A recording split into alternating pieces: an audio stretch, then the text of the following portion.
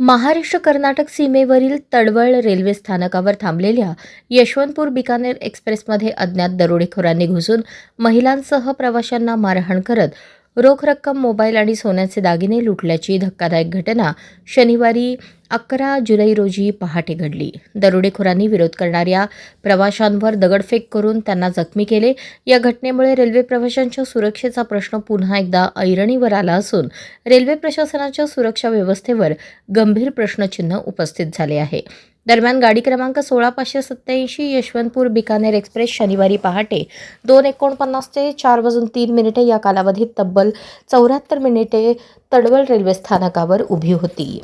याच संधीचा फायदा घेत 4 ते 6 जणांच्या टोळीने S4, S6 आणि S7 या डब्यांमध्ये प्रवेश केला.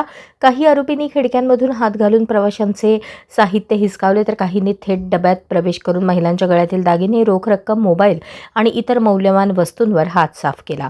या घटनेत S7 डब्यातून प्रवास करणारे सोलापूरचे महेश गोपाळ पवार, वय 34, राहणार पूर्व मंगळवारपेठ, यांच्या पत्नीच्या गळ्यातील 5 तोळे वजनाची सुमारे 1,43,500 रुपये किमतीची सोन्याची चेन हिसकावून नेण्यात आली. याशिवाय इतर 3 प्रवाशांचे मोबाईल, रोख रक्कम आणि अन्य साहित्यही चोरट्यांनी लुटले.